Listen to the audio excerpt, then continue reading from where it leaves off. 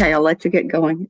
We'll get started. Okay, so today is a shift from so we have in person as well as Zoom. So today's a shift from our regularly scheduled class.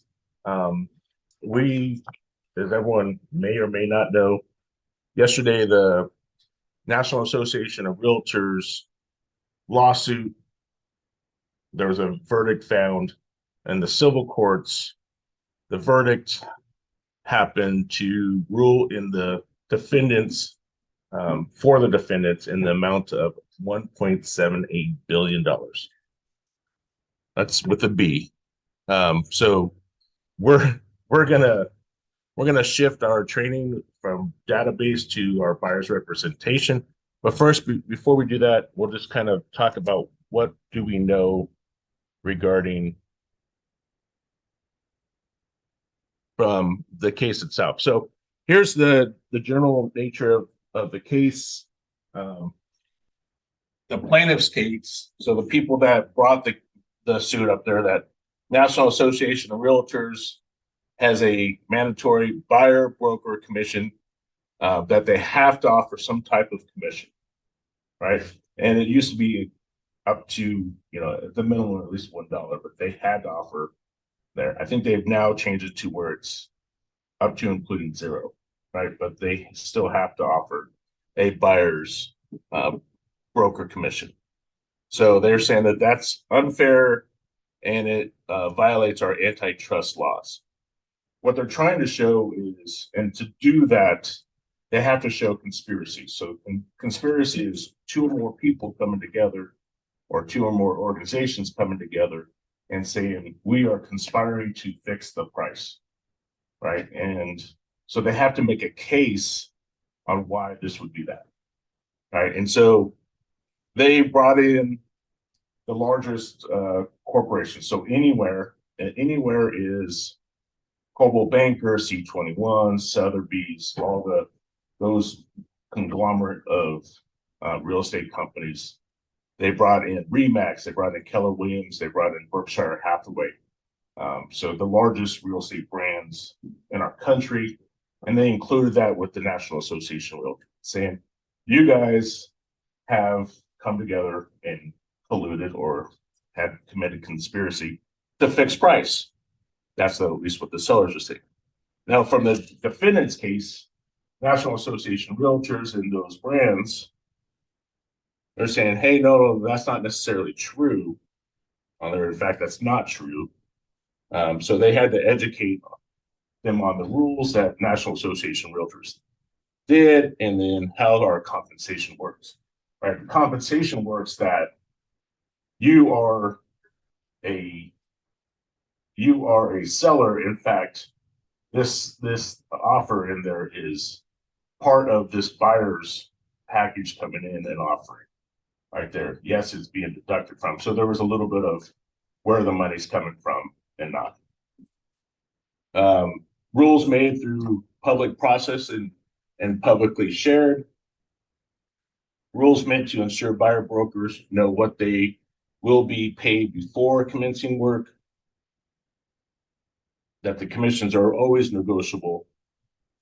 Nothing in the National Association of Realtors rules require a seller to do anything, that every plaintiff knew the commission they were paying and agreed to do it in writing, so that there's some culpability from the plaintiff side as well. So that's what they're trying to do. So as of yesterday morning, when we started to have our class, we were kind of going over different options, what's going to happen. Right. The first one was if the defendant wins, so the National Association of Realtors and all those brands win, what's going to happen? Well, that didn't happen. Right. It was not a hung jury. And so as we look at the plaintiffs win, what will happen? Well, there'll probably be appeal, and we think that there will be an appeal to this. So a stay of execution really for that $1.78 billion. And that could take anywhere from a few months to several years to work through. Obviously, policy changes within National Association of Realtors. For instance, to be a realtor here at this office, you're mandated to be a realtor, right? Because this is a realtor brokerage. And same with every other brokerage around. Well, we are not just saying that. National Association of Realtors says you have to be. Oh, look, Kara's, you're warm. National Association of Realtors says you have to do this. California Association of Realtors says that. Northern Solano County Association of Realtors says that. Our franchise agreement says this. You know, so all these things are saying you have to do it. And so in our independent contractor, you are have to be a realtor. And there, so these are some things that we could likely see coming about where there would be an option for an agent to not be part of the Realtor Association. The other one is buyer broker agreements, right? Buyer representation. So we automatically remove the seller from the onus of actually having to pay that realtor commission, right? Hey, it Ed, now falls back. quick question here. Yeah. Sorry to interrupt you. So Nope. kind of going back to being a realtor and being forced to be a realtor in order to access the MLS in a lot of places. We were seeing Redfin backed out of the National Association of Realtor, and there's like articles and talks about the Zillow doing the same thing. How are they still able to get access to the MLS? Is that going to be changing in the future, where you don't have to be a part of the you don't have to be a realtor to get access? Good question. First answer is I don't know. Okay. Yes. Yeah, but that's not nationwide though. That's not nationwide though. Oh, yeah. Yeah. So Rebecca, for you here in Barry's is a broker-owned MLS. It's not an association-owned MLS, right? So what that means is, and we talk about the clear cooperation policy that NAR has established. That is something that through the association. So when you go to list a property and it says, "Are you do you comply with the or are part of the clear cooperation policy?" We check no, right? And through Barry's, we are not part of that clear cooperation policy. Now, when we do business in Contra Costa, we do business in Metrolist, we do business in San Francisco, all those things are members of the clear cooperation policy because they're association owned. That's where that would affect us, right? We have to fall under their rules. So for instance, when you list a property today, you have 3 days to put it on the MLS per Barry's rules. We go to Metrolist, you have 1 day, right? So that's another item. So to answer your question, I don't have an answer. I think this will start to be drawn out, but I love the question. I think those are things that we should prepare ourselves for. I think more than that, even Rebecca, is the forms and how we would work through our forms, because we do rely on California Association of Realtors. There's so many different options that could happen on this. Back in, Fran, what year did you start this business? No, I mean, business, yeah. Yeah. Somewhere around 1993-ish. It used to be that the seller, the listing broker, obviously worked for the seller, and that the selling broker actually was a sub-agent of the listing broker. So everyone worked for the seller, right? And then right around that time frame, there was an uproar that, hey, our buyers are not being represented appropriately, and we created the buyer's representation, right? So a selling agent and buyer's agent became synonymous at some point. They're not, but we use them synonymously, right? A buyer's representation is that I'm working with you either exclusively or non-exclusively. A selling agent, at least the way it used to be, was that you're a sub-agent for the seller, right? So I'm working with you, Fran, you're buying a house, and we don't have a signed buyer agreement. I'm the selling agent in this. I'm actually selling it for the seller. Make sense? Was that good there, Rebecca? Yep, perfect. Thank you. Okay, so if the plaintiff wins, what happens? So this is what NAR said. No centralized source of available homes. If you do this, how do we share information? Right? What's the collective source we can share information? Buyers would potentially have to visit every broker in town to see all the available homes. The updating of status and information would be delayed, not necessarily real time. Fewer homes for buyers to choose from on real estate sites. Unverified, inaccurate, and unreliable property information. Sellers would likely have to pay to list and advertise their properties. Buyers unable to afford a buyer broker would have fewer options. So today, the buyer's broker, if it's paid through out of the close of escrow from the seller side, if I'm a first-time home buyer and I have that sticker shock of closing costs at a price that's already significantly higher, now I have to factor in an additional closing cost of a buyer's agent commission. That's oftentimes unrealistic. That we just don't. They oftentimes don't have that kind of money, right? Does that eliminate? Does that even discriminate against the financially unable? Because some will and some won't. The haves and have-nots. Inconsistent broker information in listings across websites. Markets would be controlled by the largest brokers, therefore price fixing or potential. So how do we combat this? How do we focus on this? Well, we can look at this, our terms of service and what we offer. Disclosing up front, we started that a couple of years ago where the buyer's agent commission has been, I think it was last year or the year before, where buyer's agent is now on websites. You'll see what's offered, right? And then we have to really do a lot better job at showing our value. And I think this is a great wake-up call for real estate industry because we have not done a good job at really highlighting and showcasing what we do. Like, we do a lot of things. And so if you look at this, okay, we tour homes and neighborhoods, help navigate and schedule inspections, coordinate with lenders and escrow. We help negotiate price, provide emotional support. True, right? Coordinate closing documents, educate clients about transaction process, set expectations, meet deadlines, be on-call advisors. That's got to be worth something, right? Customer service, provide special knowledge of transactions, local market insight, coordinate attorney review, decipher numerous publicly available docs. And this says 90% of sellers, I don't know where the stats coming from, so 90% of sellers who use a broker sell home for 30% more.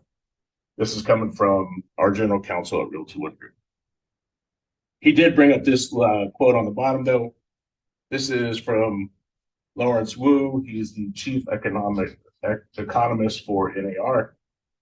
Anytime you make it easier for the buyer, the seller benefits. And because buyer agents know they'll be compensated, they're motivated to find buyers and bring them to the table. So, and I think it's a fairly true statement. But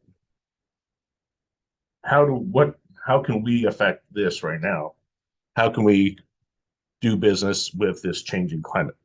I prefer to look at things of like, how can I affect the things that it can affect? And I'm not going to worry about how the landscape is going to shift.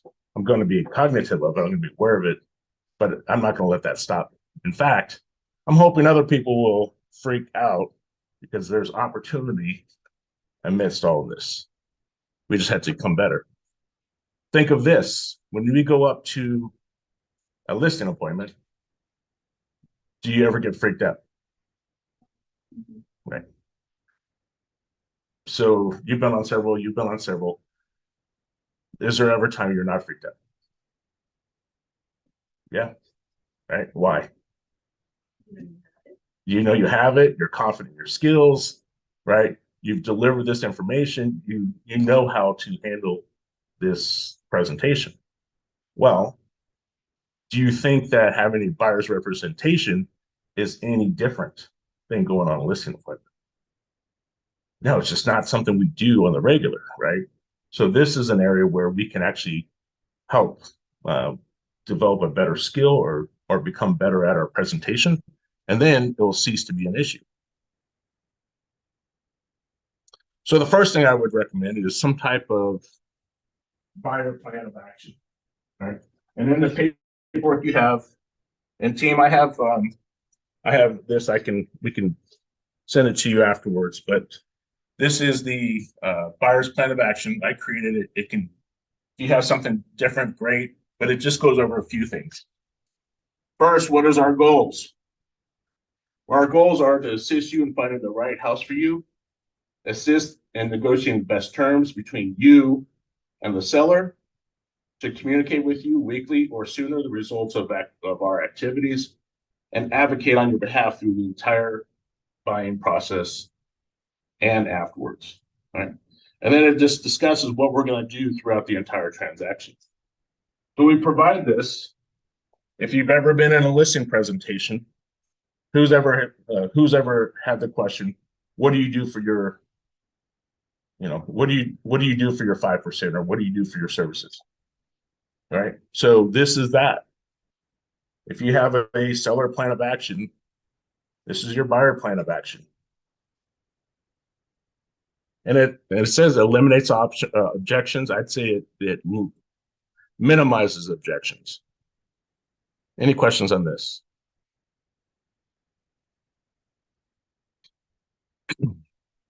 Okay, so in this, there are so many different forms, just like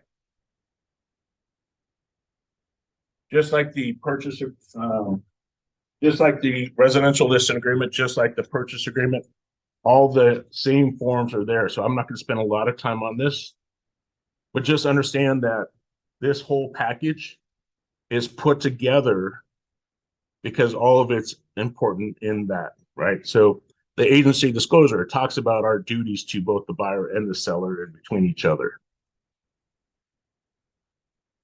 Fair housing discrimination advisory says that we can't discriminate against protected classes.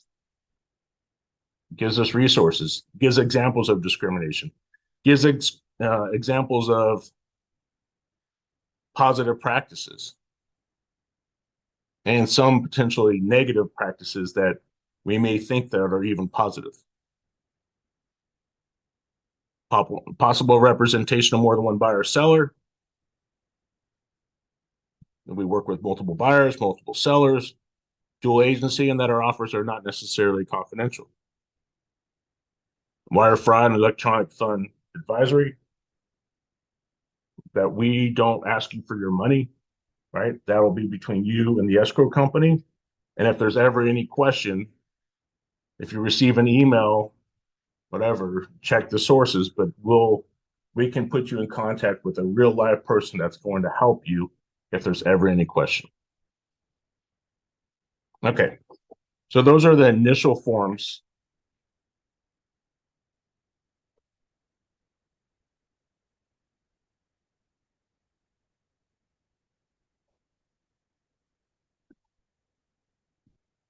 So the buyer's representation broker compensation package is 3 pages, right? So the first part of it, if you look on paragraph 1, talks about when it begins and how long it lasts for, right? So one of the things that they are talked about in the trial is some of the auto template forms. For instance, when we go through our classes and we say, put 3% down or whatever percent down on your templates so that it automatically comes up. Well, that's a form of price fixing, they're saying, right? So we're using different terms, right? So for instance, how many days? Oh, okay, it's going to be X number of days. Like you get to pick how many days you're sending this buyer's representation form out. Right? I kind of do the same thing I would do with a listing agreement, right? It's going to take some time to help in that process. What does that look like? I think you got to allow for some success and failure in that initial process. Is it 6 months? Is it 1 year? Is it 90 days? It potentially is, right? But you also don't want to be stuck with someone who's not motivated, right? Who's just going to, you want to have an equal relationship on there. So what's something fair and equitable for both of you? Ed, I had a quick question about the timeline on that too. Yep. Sorry to interrupt, but so no, ask away. So let's say you had this signed, you had it signed like a long time ago, you've been showing houses, you get into contract, and halfway through the contract, this actually expired. Now, and then let's say at the end of the transaction, there's some sort of miscommunication or something about the commission. Would this have any weight if it expired halfway through a transaction? Are you saying the property's pending? Is that what you're asking me? Yeah. Properties, so for instance, you're in escrow, property's pending, and it expires. Yes. Yep. Like let's say that you realize that the seller was offering 0 for broker co-op halfway through the transaction, and then this expired. Does this still hold any weight, or do you have to get that re-signed? Okay, so there's a couple of different things in here. So yes, I'm gonna go kind of walk through that. So can I answer that in a tiny bit? Yep. Sorry. But no, but hit me back if I don't answer that question. Okay. So if I'm looking at there, so number 2 says there's no pre-existing agreement in place. Paragraph 3 talks about your service areas, right? I would put the areas that they're either looking and or you're servicing, right? But I wouldn't say all of California, because that's probably not an accurate statement. And I would say what is something that is your market area. So if I only work Solano County, then Solano County. If it's only Vacaville, then Vacaville. If it's Vacaville, Contra Costa, Napa, Sonoma, Sacramento County, YOLO, perfect. Right. Now, paragraph 4 is compensation.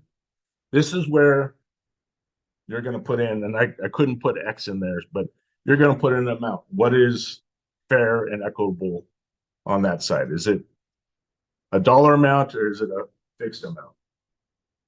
You have to figure out what your time is worth and how you would like to be compensated in that process.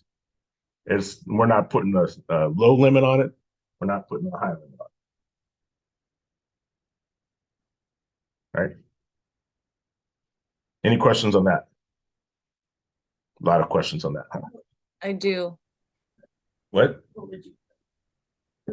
Well, traditionally, and traditionally, I was always taught.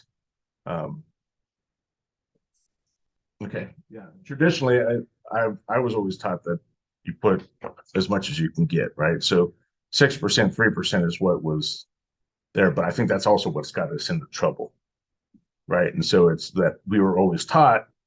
I remember going through all my real estate trainings, and it was always 6%, 6%. Well, does that go to the plaintiff's case that there's some price fixing? So that's why steering away from that. In fact, that's why I actually like the Realty One Group model, is that it's just a transaction fee. You can charge 17%, right? If that's someone's going to pay that, then you can do that, right? That's what, as an independent contractor, as a business owner, you can do. You have to figure out what does it cost for you for marketing? What does it cost for you to run your business? How many transactions are you going to do? What's your service you provide, and how do you explain that to them so that you are compensated accordingly? That answer it? Yeah. All right. Okay, Claudia.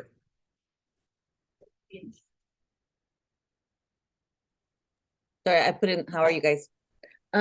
So in regards to Rebecca's question, so the part in the RPA, doesn't that protect us? Or, because when we're submitting the offer, we're saying that the seller agrees to pay for the obligation of the buyers to compensate the buyer's broker under a separate agreement. So, but that's not the same form, is it? The SPBB? No, and I'm going to go over that in a second. That's why I wasn't going to answer it up front. Oh, just kidding. Sorry. No, but yes, you're correct. So first we have to say what constitutes a sale, right? And when do we earn our commission? And then on the back end of that, how do we disclose that to everyone? Okay. So good question. Okay. Let me, I'll jump to it here in a sec. No worries. Thank you. Yeah. Okay, so we get to 4B and we go right into brokers' right to compensation.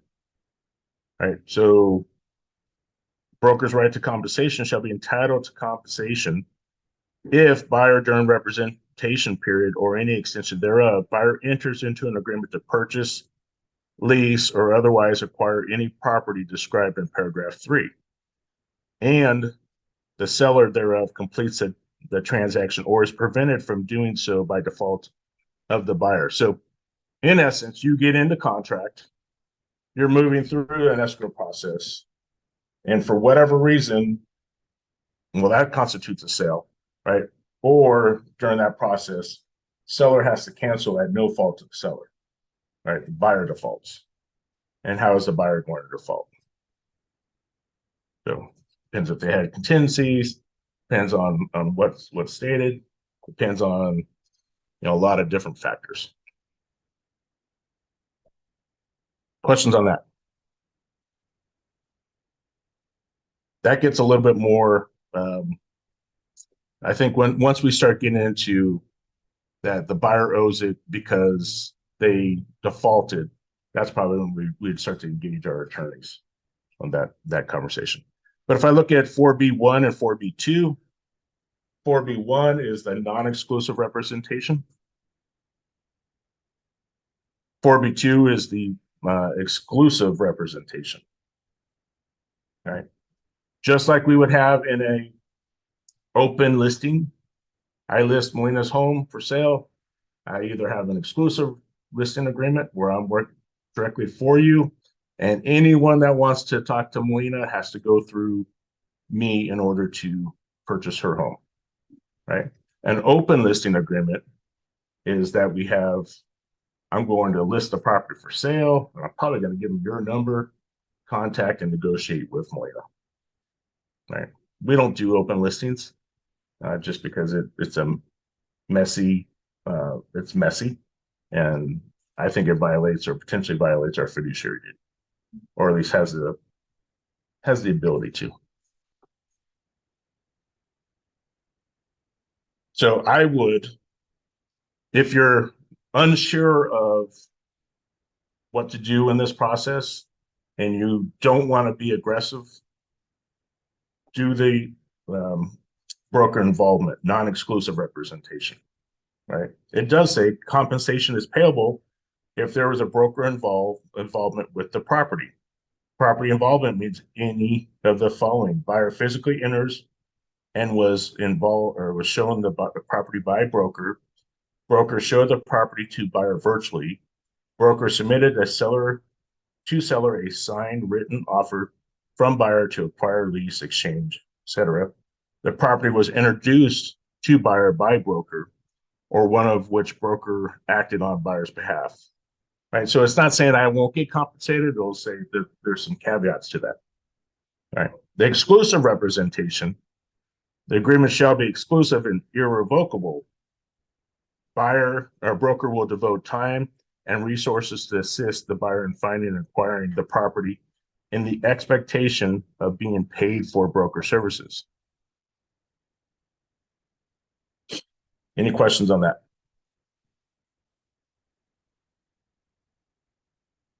And then 4C talks about the cancellation of the buyer's representation. So you can cancel the non-representation pretty much at any time after receiving it. The broker's the exclusive representation with 30 days notice, but understanding that the agreement still is valid for the period that you have, right? So if they enter into an agreement to purchase, you have, say, a 6-month period. After 30 days, they no longer want to use you to purchase that home. They give you a written notice to cancel the buyer representation agreement. There is an obligation or potential obligation to compensate you if within that time period they actually purchase the home.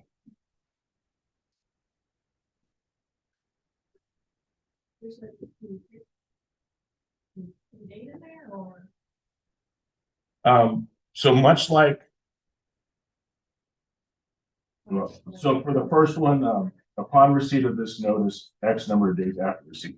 So that's for paragraph 1, or paragraph B1.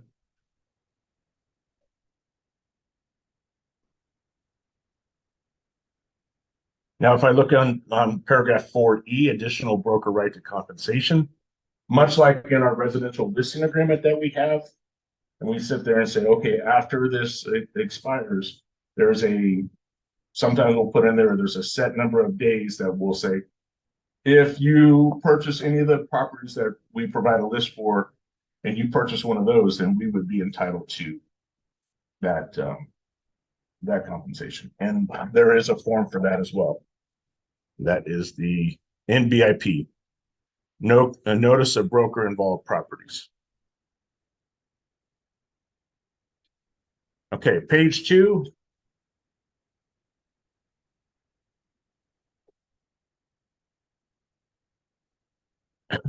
So it just talks about, to your point, Rebecca, or one of the points, anticipated payments on there. So I think it's 4F. Broker, prior to writing an offer on property, or if checked prior to showing a property, will disclose to buyer the amount of compensation broker expects to receive from a third party on that property by providing buyer with either a copy of the MLS or the ABCD, anticipated broker compensation disclosure. And I'll show you both of those forms after in a little bit. Now, the timing of the compensation, this is important as well. Compensation is payable on 4G 1, 2, and 3 upon completion of any resulting transaction, and if escrow is used through escrow. Broker shall be entitled to compensation whether any escrow resulting from an agreement for property specified in paragraph 3 closes during or after the expiration of the representation period. 2, if acquisition is prevented by default of buyer upon buyer's default, or 3, if acquisition is prevented by a party to the transaction other than buyer when buyer collects damages by suit, settlement, or otherwise.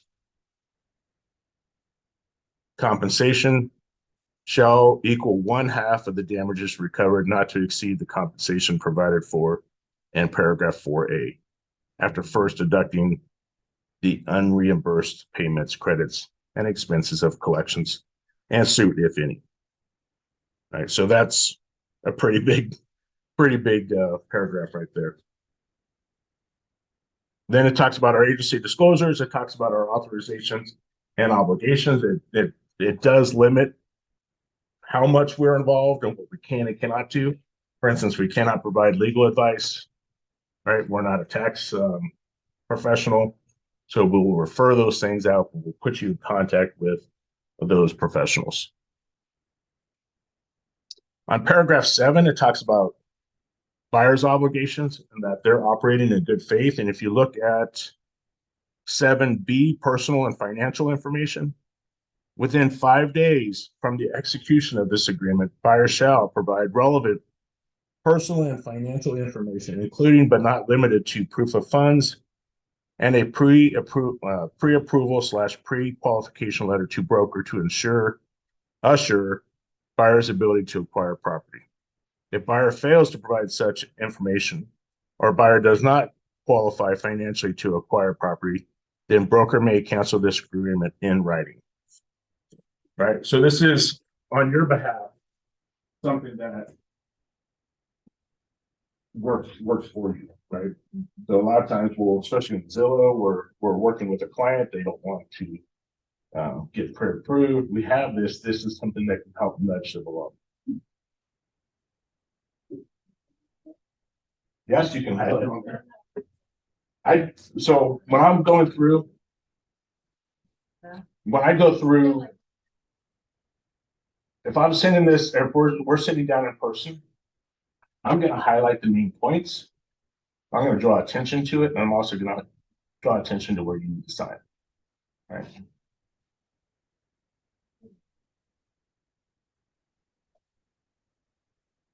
Then the last part of that talks about the dispute resolution. And the last page, different advisories, and then the representation that they have the authority or ability to sign. So that is the buyer's representation agreement. Any questions about that before we move too far?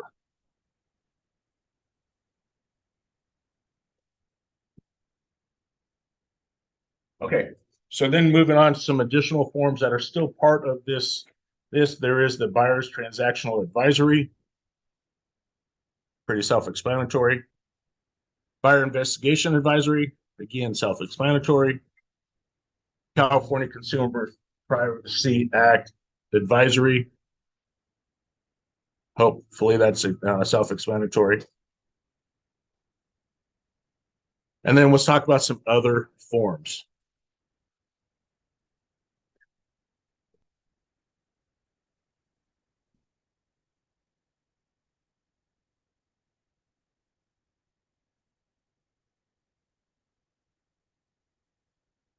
So the first one is notice of broker involved properties. And this is, if I go to show a home to Melina, you end up not purchasing any of those homes, right? But then we, in the agreement, refer back to 4, I think it's B. We can come back there and say, for 180 days or whatever we state there, we showed you these properties. If you buy one of those properties within the next X period of time, then we would potentially be available for a commission earned. Right. Question on that? Is this with BRBC? Yep. This is no. This is, it's not part of the BRBC, but it is included in there. If you refer back, I have to move that.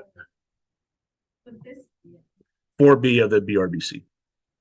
This could be after. This is as it's going to expire, right? That's why. Yep. Okay. We get at the end of our term, or we're canceling it, and we're no longer continuing on with that. Yeah. Right. Correct. So the other one, anticipated broker compensation disclosure. So one of the things that's going to happen in whether it's a plus or a minus is our compensation is going to be disclosed on a larger level, right? So this ABCD, this is you refer back to paragraph 4F on the buyer broker agreement. It talks about our anticipated broker compensation, but you can show this as what we are expecting to earn per what's being offered, if there's anything, right? Up to including nothing, right? So that the buyer understands that I'm coming into this thing and they're offering, again, I'll use fake numbers, X%, right? And either they're offering Y. So if there's not equal, what is that amount, right? So I have to use a number for this, but let's just use an arbitrary number. Okay, so seller is offering 15% for the broker compensation, right? I have an agreement with the buyer for 20%. So there's a 5% difference, right? So who pays that 5% difference? The buyer, correct, right? So Does that make sense? I know I'm using arbitrary numbers intentionally, but does everyone understand that piece? Everyone understand here?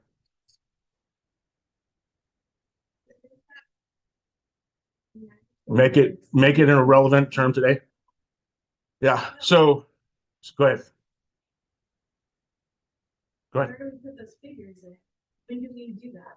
So this is when that offer is made, right? Or as soon as, right? If I'm going, I can do it at or before my showing.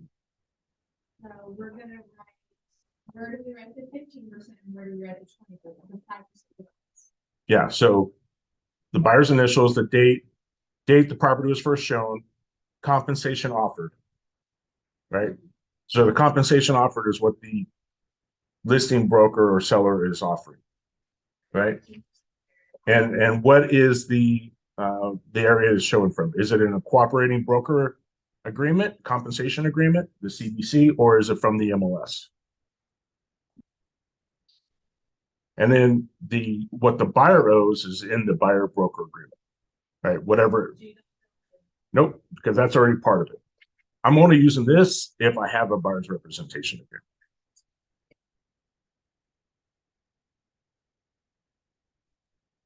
Any questions? Who's gonna really do that? I think we're going to be doing it more and more.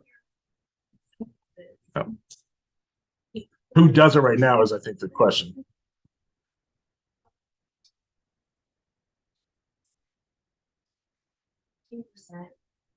And your buyer needs to come up with another 5%. How do you, you know what I'm saying, that it's hard to figure out all that money. Right. Like if can they go back to the brokerage and renegotiate? So everything's negotiable, right? In fact, we can enforce a contract, we can lower the price, we can lower the commission, we can do all those things, right? And one of the benefits of Realty One Group is that you get to decide what you charge, right? We're not telling you that you have to have X%. We don't actually care. For us, it's a transaction fee. So if you want to offer $1,000 in every transaction, it just has to work for you on a business side. If it doesn't, then that's a business decision, right? If you want to charge because you are so great, you know, a very high number, then that's that. And if you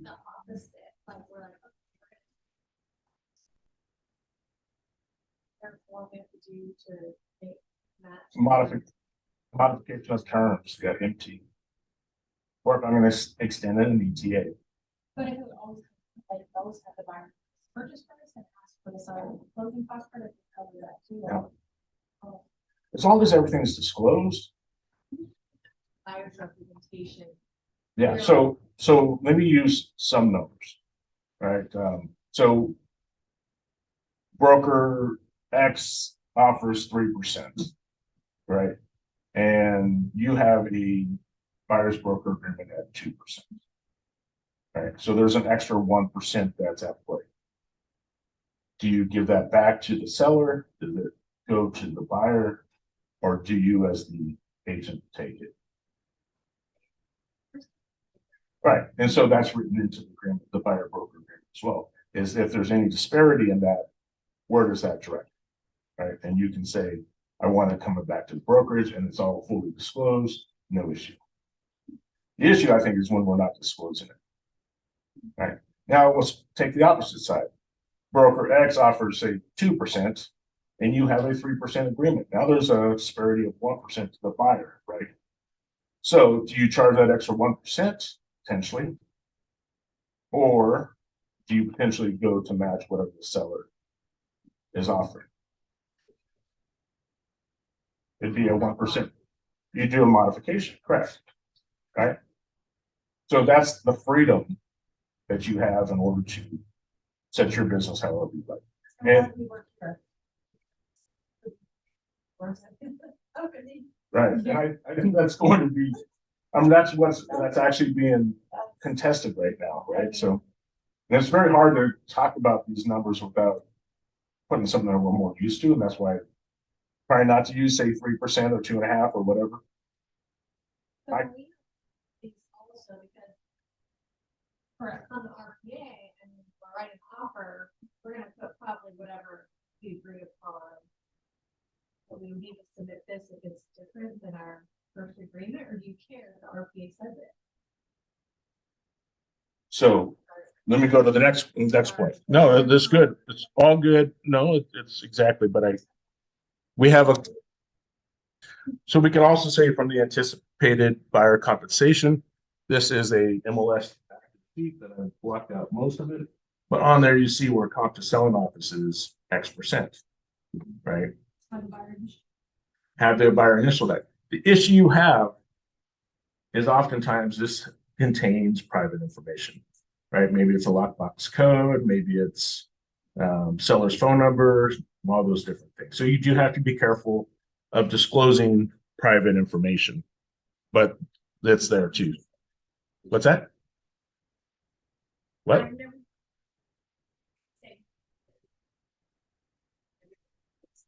You have a client and you have the agent one page, so make sure you client, but if you're gonna have them sign next, just make sure you take a highlighter or something or white it out or Well, the something. compensation's not on the client one. Yeah, that's what I'm saying, then just make sure you highlight out like any personal information, like seller's phone number or something, and Yeah. that's what lockbox goes to the buyer. Yep. And not everyone does that anyways. Oh, okay, I'll do that, Gloria. What was the last question we just had? It was, It was Nicole's. You have to type it to, like the people, because it's in the RPA. The commission, you're writing it down. So You really have to go back and backtrack from your buyer representation and modify that. Nicole's talking about the process of following up on the anticipated broker compensation and how we disclose that and work through that through the entire process. And what do we have to do in there? So we talked about the ABCD anticipated broker compensation disclosure and or the MLS on there. But when we're talking about the MLS, it does have some private information. We just have to be careful that we're not disclosing. That makes sense there, Gloria? Yeah, that makes sense. Thank you. It's hard to hear the questions from the room. Sorry. Okay, so on the purchase agreement, there is the on paragraph 3G3. And so this is the box that came around last year. And do we sign this? Do we not sign this? What is this? So the paragraph 3G3 talks about seller agrees to pay the obligation of buyer to compensate buyer's broker under a separate written agreement or separate agreement. SPBB, seller's brokers offer, if any, to compensate broker. So we would check this if we have a buyer's representation agreement. Oops. So if I look up at over here on the left side where it says G3, but there's also the next column says paragraph number. Paragraph number is 18. That's where we would actually find the information about the compensation to broker.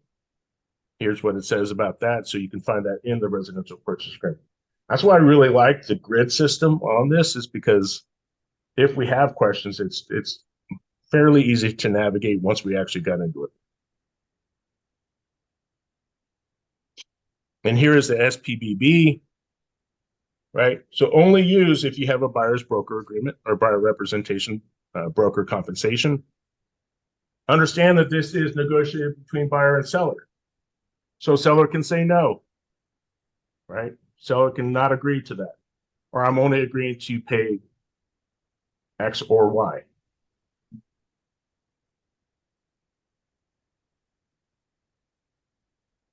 Questions on that?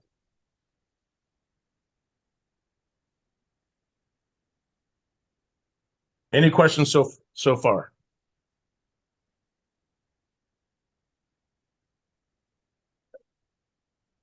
Okay, so I just want to make sure I understand. So it sounds like we do the buyer representation, the BRBC, for us, for our records, for the buyer. Now, when we're submitting an offer with the RPA, we're adding this form, but we don't have to submit proof of the other one. Right, obviously. Well, So we don't, not with the offer. However, it does state that we will have to prove that we have a buyer's representation agreement. Okay. And the offer of compensation on that side. Okay. Thank you. Yeah. Quick So- question, Ed. I'm sorry. Yes. Is this only when the seller is not offering compensation to buyer, No. to the buyer's This- agent? This is when, if you look up here in the instructions, only use this form if we have a buyer's representation agreement signed. Right. Got So it. Thank you. if we have a buyer's representation agreement signed, this is where we would do this and include it. Right. So it doesn't have anything to do really with our compensation. It just says between the buyer and seller, who's paying for what. And that's a term negotiated in that agreement. So then the question becomes, how do we present this in a manner that is, it's more user friendly? So I'm going to say that, well, let's ask the group, who has a buyer's consultation practice or system set up? Anyone online? Yes. Okay, Claudia, can you tell me a little bit about your process? So I will say it does not include this. I was doing a loyalty agreement that I was having them sign and sometimes not. It was just something that had the spot where they would sign at the bottom that I felt like in their brain kind of like make it more official. Definitely not anything that would hold up in court, but I am gonna start to try to incorporate. So actually just had a buyer consultation on Friday and I explained this to them and they were totally fine. Have you ever walked into a listing appointment and you presented the listing agreement and they signed it, and there was no questions and like, let's get started? Yes. Yeah. Same with this. So 2 different times I was in 2 different states. My agent came to me with a buyer's representation agreement, and the way both of them, presented this to me was a manner that I was like, okay, this is the process, right? I didn't bucket. I didn't care. It was like, okay, I understand that if we're going to work together, that this is the process. You come recommended, and so I'm okay with working with you exclusively on there. So I would really work on our presentation, right? The skills of presenting. I would also work on our objections and objection handling. Really work on what we offer in the way of value proposition, customer service, right? And get really clear on our buyer's plan of action. The buyer plan of action will help eliminate the objections as we get into it. So just like you're saying there, Claudia, as we're meeting, can we talk about or discuss what the buyers or what the process is like? All right. So here is our plan of action and how we're going to help you in this process. Is there anything you'd like to add or remove from this list? So we have this conversation, they're looking at it. Okay. This talks about all of my duties to you as or my agency duties, my fiduciary duties, to watch out for your financial interests. Right there. I go through the other forms very quickly. Possible representation of more than one seller. We work with multiple buyers and sellers. And there's sometimes even within the same brokerage. That's called a dual agency. When your offers come across on there, sometimes they're not confidential. If I'm working with you, I'm going to try to find out what those terms are so we can make your strongest offer possible. Right. And there, I walk through all the paperwork, right? And then I get to the buyer's broker agreement. Buyer's broker agreement says that I'm working with you right there. This is, I've set the term for or X number of days, right? And this is what I charge for my services. Is it wrong to charge for our services? No. Not at all. Should we be okay with asking for that? Yeah. When is it not good to charge for services? There you go, right? So if we provide great service, then this should be a natural occurring thing, right? So in that, if there's any objections, what could an objection be? You have to pay you. Well, this is an agreement between you and I. I'm going to agree to do all the things I talked about right here. I'm there. And if I do, and we help you successfully purchase a home, yes, I do expect to be compensated. Now, as it currently stands, but I don't know if I'd want to include that in my presentation. As it currently stands, most sellers offer a compensation to the buyer side. If that is the case, that would be offset. Right? So we just open, no tricks, right? It's just what it is. The agent does not do their job, basically, and then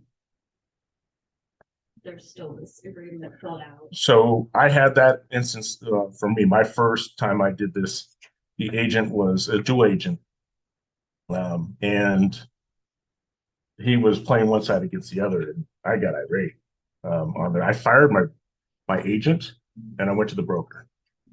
And I said, I don't care who I deal with. I don't want to deal with him. So they assigned another agent to work with me. And well, again, this agreement is between the broker and the buyer. Yeah. Yeah, this is between the broker and the buyer.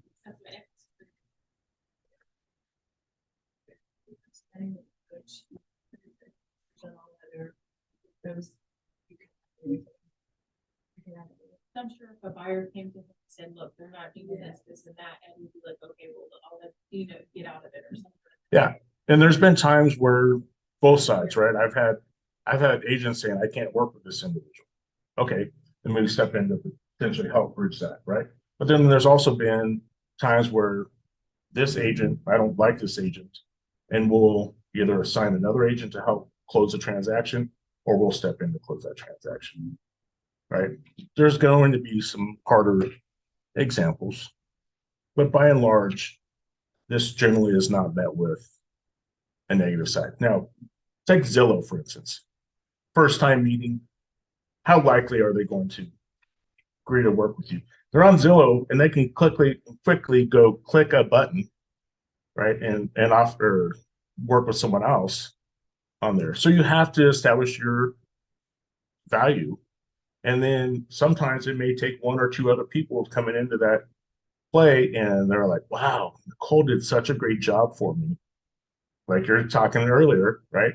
I want to work with her. Why did I not think of her when I was going to purchase? Right? So, or sell my home. Any other objections? I can't afford it. That's a real concern. That's a real concern right now. And I think that's a valid point for everyone. So if you can't afford it, you can't afford it. There are many people. I had someone talking to me that they had a client that wanted to spend about $400 a month on their mortgage. Right? I don't know when that would have worked, but not in the last 20 plus years, right? 30 years at that amount. Right. So I simply just cannot help you at that price unless you're coming in with majority of cash and then you have a small financed amount. Right. And I don't even know what that would look like. I can't afford it. I do think that there'll be some ramifications from this case that we just don't know. Freddie and Fannie will probably come in. I shouldn't say probably. There's a potential for them to come in and say, we can finance this into the overall loan. Maybe. we could go back to the sub-agency, selling agent, listing broker. That could be a potential outcome that we have. Maybe, right? So those are different options or things that could potentially happen. Again, but we just don't know. What other objections? My friend will do it for 5,000. You've already handled that objection, right? You get to decide how you do that. So, yeah. Well, it's interesting is that, you know, I think in this business, most people do have a friend in the business. Asking, why didn't you go with them up front? There's probably a reason, wasn't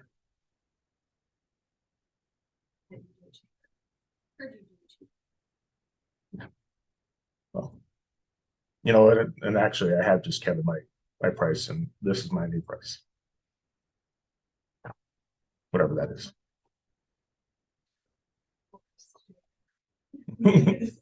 Yeah. Well, this is a good part-time, full-time job. What other objections?